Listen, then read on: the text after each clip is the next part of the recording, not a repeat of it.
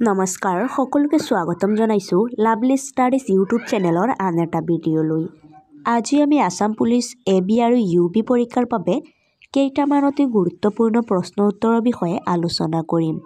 তো ব্লগচোন আজিৰ ভিডিঅ'টো আৰম্ভ কৰোঁ। আজি আমাৰ ফাৰ্ষ্ট কুৱেশ্যনটো দিয়া আছে, প্ৰথম এছিয়ান গেমছ ক'ত অনুষ্ঠিত হৈছিল? প্ৰথম এছিয়ান গেমছ ক'ত অনুষ্ঠিত হৈছিল সুধিছে। তলত অপশ্যন 4টা দিয়া আছে।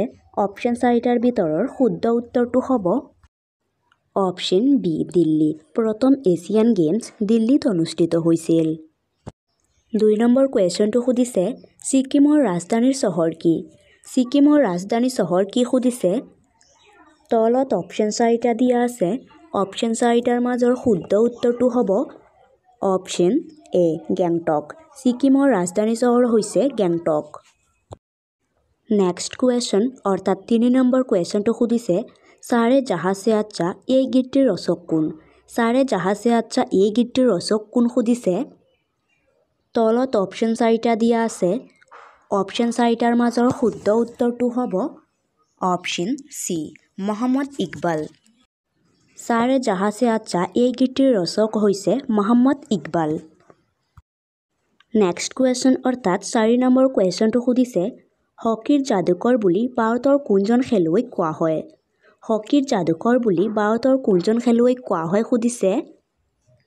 তলত অপশ্যন 4টা দিয়া আছে। অপশ্যন 4টাৰ মাজৰ শুদ্ধ উত্তৰটো হ'ব অপশ্যন এ ধ্যান চাঁদ। হকীৰ যাদুকৰ বুলি ভাৰতৰ ধ্যান চাঁদ খেলুৱৈক কোৱা হয়।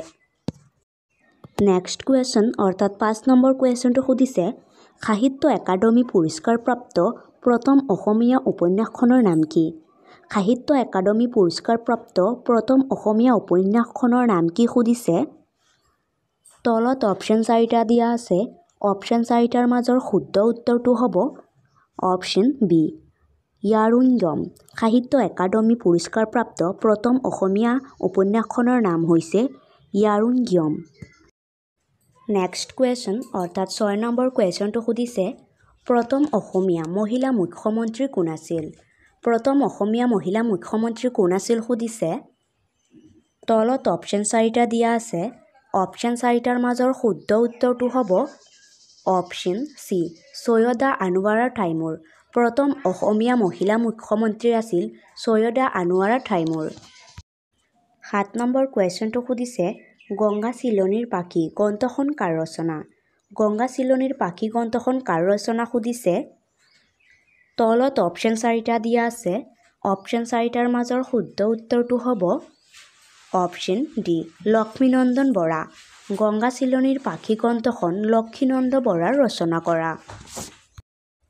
নেক্সট কুৱেশ্যন অৰ্থাৎ 8 নম্বৰ কুৱেশ্যনটো সুধিছে, ঔৰংজেবৰ পিতৃৰ নাম কি আছিল? ঔৰংজেবৰ পিতৃৰ নাম কি আছিল সুধিছে। তলত অপশ্যন 4টা দিয়া আছে। অপশ্যন 4টাৰ মাজৰ শুদ্ধ উত্তৰটো হ'ব অপশ্যন বি শাহজাহান। ঔৰংজেবৰ পিতৃৰ নাম আছিল শাহজাহান। নেক্সট কুৱেশ্যন অৰ্থাৎ 10 নম্বৰ কুৱেশ্যনটো সুধিছে, বিশ্বকাপ ফুটবল প্ৰতিযোগিতাত সৰ্বাধিকবাৰ চেম্পিয়ন হোৱা দেশ কোনখন? বিশ্বকাপ ফুটবল প্ৰতিযোগিতাত সৰ্বাধিকবাৰ চেম্পিয়ন হোৱা দেশ কোনখন সুধিছে। তলত অপশ্যন 4টা দিয়া আছে।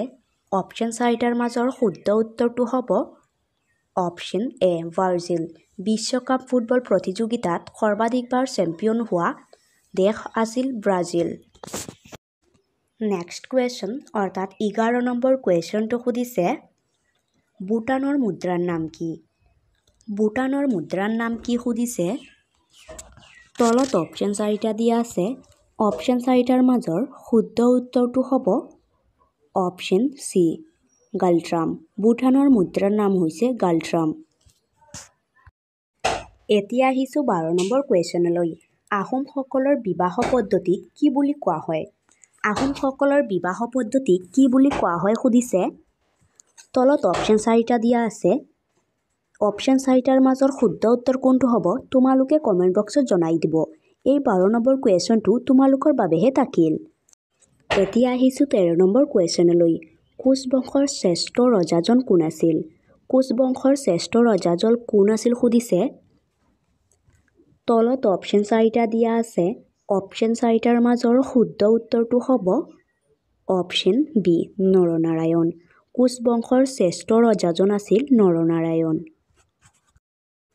নেক্সট কুৱেশ্যন অৰ্থাৎ 14 নম্বৰ কুৱেশ্যনলৈ আহিছোঁ। ভাৰতৰ ৰাষ্ট্ৰীয় ক্ৰীড়া কি? ভাৰতৰ ৰাষ্ট্ৰীয় ক্ৰীড়া কি সুধিছে। তলত অপশ্যন চাৰিটা দিয়া আছে। অপশ্যন চাৰিটাৰ মাজৰ শুদ্ধ উত্তৰটো হ'ব অপশ্যন ডি হকী।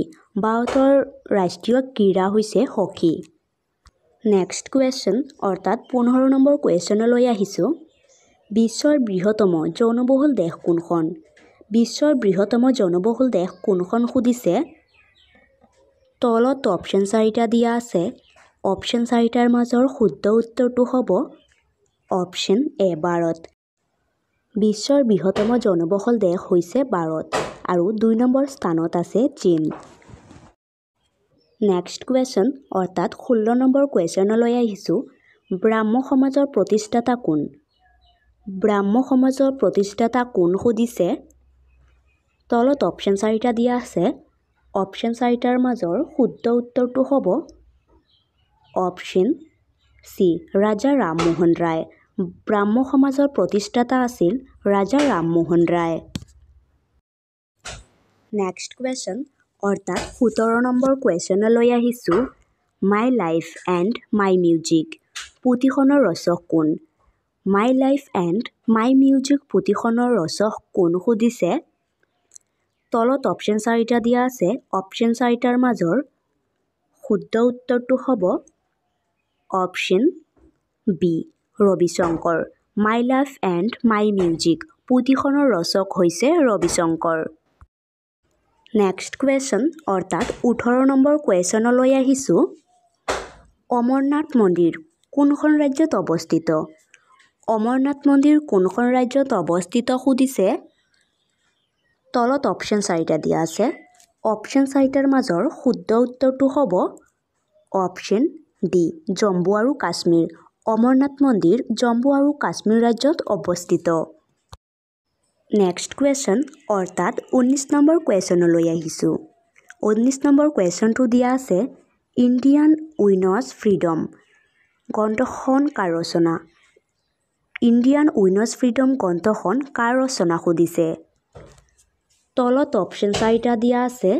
অপশ্যন চাৰিটাৰ মাজৰ শুদ্ধ উত্তৰটো হ'ব option A Maulana Abul Kalam Azad.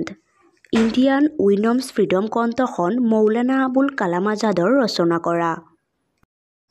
20 number কুৱেশ্যনলৈ আহিছোঁ। 20 নম্বৰ কুৱেশ্যনটো দিয়া আছে। নিৰ্মল হৃদয় নামৰ অনাথ আশ্ৰমখন কোনে প্ৰতিষ্ঠা কৰিছিল? নিৰ্মল হৃদয় নামৰ অনাথ আশ্ৰমখন কোনে প্ৰতিষ্ঠা কৰিছিল সুধিছে। তলত অপশ্যন চাৰিটা দিয়া আছে। অপশ্যন চাৰিটাৰ মাজৰ শুদ্ধ উত্তৰটো হ'ব অপশ্যন চি মাদাৰ টেৰেছা। নিৰ্মল হৃদয় নামৰ অনাথ আশ্ৰমখন মাদাৰ টেৰেছাই প্ৰতিষ্ঠা কৰিছিল।